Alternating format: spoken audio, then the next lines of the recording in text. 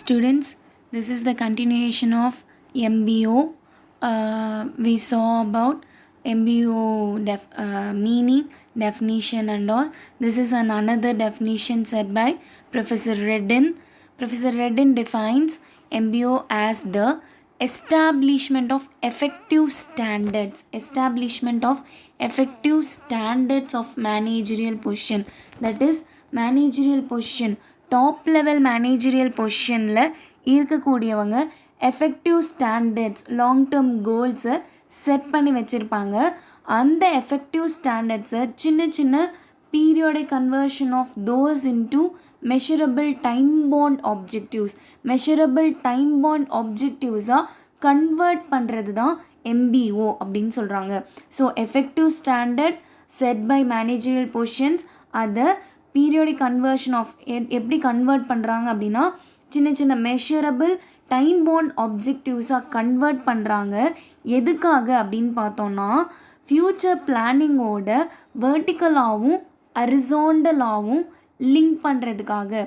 Future பிளானிங்கோட வெர்டிக்கலாகவும் ஹரிசாண்டலாகவும் லிங்க் பண்ணுறதுக்காக. அப்படின்னா என்ன? வெர்டிக்கல் அப்படின்னா டாப் லெவல் மேனேஜ்மெண்ட்லேருந்து பாட்டம் லெவல் ஒர்க்கர் வரைக்கும். ஹரிசாண்டலி அப்படின்னா சேம் கேடர் ஆஃப் ஒர்க்கில் இருக்கக்கூடிய ஒரு பர்ச்சேஸ் டிபார்ட்மெண்ட் ஹெட்டாக இருக்கட்டும், இல்லை ஒரு ப்ரொடக்ஷன் டிபார்ட்மெண்ட் ஹெட்டாக இருக்கட்டும், ஒரு சேல்ஸ் டிபார்ட்மெண்ட் ஹெட்டாக இருக்கட்டும். ஸோ அவங்களுக்குள்ளே இருக்கக்கூடிய ஹரிசாண்டல் ரிலேஷன்ஷிப் இது எல்லாத்தையும் லிங்க் பண்ணக்கூடிய மெஷரபிள் டைம் பாண்ட் ஆப்ஜெக்டிவ்ஸாக இந்த லாங் டேர்ம் எஃபெக்டிவ் ஸ்டாண்டர்ட்ஸை கன்வெர்ட் பண்ணுறது தான் MBO அப்படின்னு சொல்லிட்டு ரெட்டின் சொல்கிறாரு. Clear? Next we are going to see about the objectives of MBO. சரி, நம்ம MBO பற்றி கிளியராக பார்த்தோம் இல்லையா? MBO அப்படிங்கிறதுனா ஒரு லாங் டேர்ம் ஆப்ஜெக்டிவ் இருக்குது அப்படின்னா அதை சின்ன சின்ன ஷார்ட் டேர்ம் ஆப்ஜெக்டிவ்ஸாக பிரித்து அதாவது in consultation with the each and every employees of an organisation அந்த ஆப்ஜெக்டிவ்ஸை செட் பண்ணுறது தான் MBO நம்ம பார்த்துட்டோம். இது எதுக்காக, இது எதை அட்டைன் பண்ணுறதுக்காக இந்த MBO சிஸ்டமை ஒரு ஆர்கனைசேஷனும் ஃபாலோ பண்ணுறாங்க அப்படின்னா first one to measure and judge performance. To measure and judge performance அதாவது இண்டிவிஜுவல் பர்ஃபார்மன்ஸாக இருக்கட்டும், ஆர்கனைசேஷனல் பர்ஃபார்மன்ஸாக இருக்கட்டும், ரெண்டுத்தையுமே வந்து மெஷர் பண்ண முடியும், ப்ராப்பராக ஜட்ஜ் பண்ணவும் முடியும் using of this MBO system. Next one to relate individual performance to organisational goals.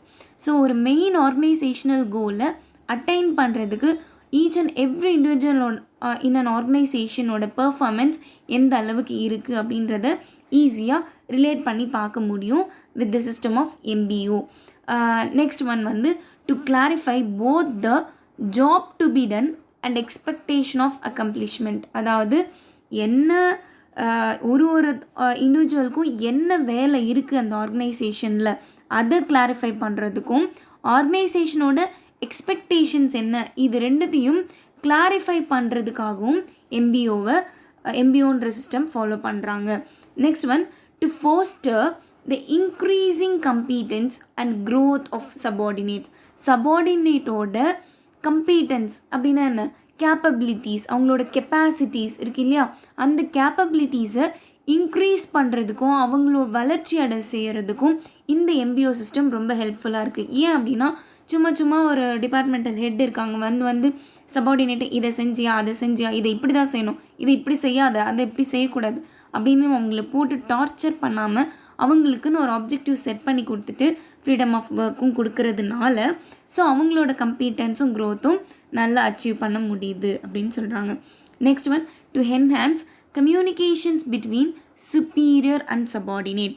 ஒரு சுப்பீரியருக்கும் சபார்டினேட்க்கும் உண்டான கம்யூனிகேஷன் ரொம்ப பெட்டராக இருக்கும். ஏன் அப்படின்னா இந்த MBO சிஸ்டம் இன் கன்சல்டேஷன், சுப்பீரியர் எந்த ஒரு முடிவையும் தன்னால் எடுக்கிறது கிடையாது, சபார்டினேட்டோட கன்சல்ட் பண்ணி தான் எடுக்கிறாரு. ஸோ அப்போ அவங்க ரெண்டு பேருக்கும் உண்டான கம்யூனிகேஷன் வந்து பெட்டராக இருக்கும் MBOனால். நெக்ஸ்ட் ஒன் பார்த்திங்கன்னா to serve as the basis for judgements about salary and promotion. So இண்டிவிஜுவலோட பர்ஃபார்மன்ஸ் நம்ம ஃபஸ்ட்டே பார்த்துட்டோம், மெஷர் அண்ட் ஜட்ஜ் பர்ஃபார்மன்ஸ் தான் first point. So measure and judge performance ஒரு இண்டிவிஜுவலோட பர்ஃபார்மன்ஸையும் ஜட்ஜ் பண்ண முடியுது, மெஷர் பண்ண முடியுது அப்படின்னா கண்டிப்பாக அவங்களுக்கு உண்டான சேலரி ப்ரமோஷன் எல்லாம் ஈஸியாக ஜட்ஜ் பண்ண முடியும். Next one to stimulate the subordinates motivation. So சபார்டினேட்டோட மோட்டிவேஷனை ஸ்டிமுலேட் பண்ணுது. ஸோ எப்படி நான் அவங்களுக்கு ஃப்ரீடம் ஆஃப் ஒர்க் கொடுக்குறேன் அப்படின்னும் போது அவங்களே அவங்கள செல்ஃப் மோட்டிவேட் பண்ணிக்குவாங்க. அவங்களுக்கு கீழே இருக்கக்கூடிய எம்ப்ளாயீஸையும் அதிகமாக மோட்டிவேட் பண்ணுவாங்க இந்த எம்பிஓனால். Next, to serve as a device for organisational control and integration. Organisational கண்ட்ரோலையும் ஆர்கனைசேஷனோட இன்டக்ரேஷனையும் அச்சீவ் பண்ணக்கூடிய ஒரு டிவைஸாக இந்த எம்பிஓ சர்வ் பண்ணணும் அப்படிங்கிறதுக்காகவும் இந்த சிஸ்டமை ஃபாலோ பண்ணுறாங்க. ஆர்கனைசேஷனல் கண்ட்ரோல், இப்போ எல்லாருமே வந்து அவங்கவுங்க வேலையை அவங்கவுங்க கரெக்டாக செய்கிறாங்க. ஸோ ஏன் அப்படின்னா அவங்களுக்கு ஈச் அண்ட் எவ்ரி பர்சன் நான் வந்து என்ன கொடுத்துட்டேன், ஒர்க் கொடுத்துட்டேன், அவங்களா ரெஸ்பான்சிபிள் எடுத்துக்கிட்டாங்க. ஸோ அந்தந்த வேலையும் அவங்கவுங்க கரெக்டாக செஞ்சிட்ருப்பாங்க. எங்கேயாவது ஒரு வேலை சரியாக நடக்கலை அப்படிங்கும்போது அது டக்குன்னு ஈஸியாக தெரிஞ்சிடும். ஸோ அப்போ ஆர்கனைசேஷனல் கண்ட்ரோலும் இன்டகிரேஷனும் ஆர்கனைசேஷனோட கண்ட்ரோலில் இருக்கும். சரிங்களா? These are all the objectives of MBO. Next, we are going to see about the features of MBO. இந்த MBOவோட ஃபீச்சர்ஸ் என்ன, MBOவோட தன்மைகள் என்ன அப்படின்னா, integration of goals of an organisation and individuals. இதை நம்ம ஆப்ஜெக்டிவ்லேயே பார்த்துட்டோம். ஆர்கனைசேஷனல் கோலையும் இண்டிவிஜுவல் கோலையும் இன்டகிரேட் பண்ணுது. இதனால் என்ன கிடைக்கிது ஒரு ஆர்கனைசேஷனுக்கு அப்படின்னு பார்த்தோம்னா எஃபெக்டிவ் மேனேஜ்மெண்ட் கிடைக்கிது. கோல்ஸ் ஆஃப் அன் ஆர்கனைசேஷனையும் இண்டிவிஜுவலையும் இன்டகிரேட் பண்ணுறது மூலயமா என்ன கிடைக்குது, எஃபெக்டிவ் மேனேஜ்மெண்ட் ஒரு ஆர்கனைசேஷனுக்கு கிடைக்குது. எஃபெக்டிவ் மேனேஜ்மெண்ட்னால என்ன தான் எல்லாமே அச்சீவ் பண்ண முடியும் ஈஸியாக அப்படின்னு அர்த்தம். சரிங்களா? Next one, it tries to combine the long run goals of an organisation with short run goals. அதாவது ஒரு லாங் ரன் கோல்ஸையும் ஷார்ட் ரன் கோல்ஸையும் கம்பைன் பண்ண ட்ரை பண்ணுது இந்த எம்பிஓ. எப்படின்னா, ஒரு லாங் ரன் கோல் நம்ம அந்த டெஃபினிஷன் சொன்னார் இல்லையா, ரெட்டின் சொன்னார்ல, effective standard set by managerial position set பண்ணுறத என்ன பண்ணுறாங்க, சின்ன சின்ன டைம்லி கோல்ஸாக அதை வந்து டைம் மெஷரபிள் கோல்ஸாக அதை பிரித்து கொடுக்குறாங்க. ஸோ லாங் ரன் கோல்ஸையும் ஷார்ட் ரன் கோல்ஸையும் என்ன பண்ணுது, கம்பைன் பண்ணுது இந்த எம்பிஓ. நெக்ஸ்ட் ஒன் வந்து லாங் ரன் ஷார்ட் ரன் மட்டும் கிடையாது, ஆர்கனைசேஷனல் கோல்ஸையும் சொசைட்டி கோல்ஸையும் கூட ரிலேட் பண்ணுது. ஆர்கனைசேஷனல் கோல்ஸ் என்னவாக இருக்கும், ப்ராஃபிட் அட்டைன் பண்ணுறது. சொசைட்டியோட கோல்ஸ் என்னவாக இருக்கும், ஒரு தரமான பொருள், குவாலிட்டி ப்ராடக்டை கெட் பண்ணுறதா இருக்கும். ஸோ குவாலிட்டி ப்ராடக்டை கொடுத்தாலே கண்டிப்பாக அந்த ப்ராடக்ட் நல்லா சேல் ஆக போகுது, கண்டிப்பாக ப்ராஃபிட் அட்டைன் பண்ண போகுது. ஸோ இது ரெண்டுமே எம்பிஓனால் சக்ஸஸ் பண்ண முடியுது அப்படின்னு சொல்கிறாங்க. Next one, MBO's emphasis is not only on கோல்ஸில் மட்டும் கிடையாது, ஆன் எஃபெக்டிவ் பர்ஃபார்மன்ஸ். நம்ம ஆல்ரெடி சொல்லியிருக்கோம், கோல்ஸ் இதை செய்ன்னு சொல்லி டார்ச்சர் பண்ணுறது கிடையாது. அதை சின்ன சின்ன ஆப்ஜெக்டிவ்ஸாக பிரித்து நம்ம என்ன பண்ணிடுறோம், each and every employees in an organisation கொடுத்துட்றோம். அப்போ அங்கே வந்து எஃபெக்டிவ் பர்ஃபார்மன்ஸையும் இந்த எம்பிஓ கான்சென்ட்ரேட் பண்ணுது அப்படின்னு சொல்கிறாங்க. Next one, it pays constant attention to refining, modifying, improving the goals and changing the approaches. எதை வச்சு, எக்ஸ்பீரியன்ஸை வச்சு. இப்போ நம்ம என்ன சொன்னோம், ஒரு டாப் லெவல் மேனேஜர் இருக்காங்க, அவங்க இருக்கக்கூடிய சுப்பீரியர்ஸ்க்கு என்ன பண்ணுறாங்க, ஒரு ஷார்ட் டேர்ம் ஆப்ஜெக்டிவை கொடுத்துட்றாங்க. ஸோ அந்த ஆப்ஜெக்டிவை கொடுக்கும்போது சுப்பீரியரை கன்சல்ட் பண்ணிட்டு தான் கொடுக்குறாங்க. ஸோ ரெண்டு பேரும் சேர்ந்து தான் முடிவு எடுக்கிறாங்க. ஒரு டைம் அந்த முடிவு எடுத்தாங்க, அப்போ அது வந்து ஒர்க் அவுட் ஆகலை, அந்த அப்ரோச்சஸ் சரியாக அட்டைன் பண்ண முடியல அப்படின்னும் போது அவங்க அந்த எக்ஸ்பீரியன்ஸை கெட் பண்ணிடுறாங்க. ஈவன் சுப்பீரியரும் அந்த எக்ஸ்பீரியன்ஸை கெட் பண்ணிடுறாரு. ஸோ அப்போ என்ன பண்ண முடியும், நெக்ஸ்ட் டைம் அதே மாதிரி அப்ரோச் அதே மாதிரி செய்யாமல் என்ன பண்ணுறாங்க, ரிஃபைன் பண்ணி, மாடிஃபை பண்ணி, இம்ப்ரூவ் பண்ணுறாங்க. அந்த ஷார்ட் டேர்ம் கோல்ஸை இம்ப்ரூவ் பண்ணிவிட்டு, ஈவன் ஷார்ட் டேர்மாக இருக்கலாம் இல்லை லாங் டேர்மாக இருக்கலாம், each and every employees in an organisation அவங்களுக்கு உண்டான அந்த கோல் செட்டிங் மைண்டை வந்து எக்ஸ்பீரியன்ஸ் மூலயமா அவங்க என்ன பண்ணுறாங்கன்னு பார்த்தோன்னா ரிஃபைன், மாடிஃபை, இம்ப்ரூவ் பண்ணிக்கிறாங்க. சரிங்களா? Next one, it increases the organisational capability of achieving goals at all levels. அதாவது எல்லா லெவல்ஸ்லேயும் ஒரு ஆர்கனைசேஷனோட நாம் ஃபஸ்ட்டே சொன்னோம், ஈச் அண்ட் டாப் லெவல் மேனேஜ்மெண்ட்டாக இருக்கட்டும், மிடில் லெவலாக இருக்கட்டும், இல்லை பாட்டம் லெவல் சபார்டினேட்ஸ் அண்ட் ஒர்க்கர்ஸாக இருக்கட்டும், எல்லாரோட கேப்பபிலிட்டிஸையுமே வந்து இன்க்ரீஸ் பண்ணுறதுக்கு இந்த எம்பிஓ ரொம்ப ஹெல்ப்ஃபுல்லாக இருக்குது. ஸோ எல்லாரோட organisational capability of achieving goals at all levels, எல்லா லெவல்ஸ் ஆஃப் மேனேஜ்மெண்ட்லேயுமே வந்து இது வந்து இன்க்ரீஸ் பண்ணுது ஆர்கனைசேஷனல் கெப்பாசிட்டியை.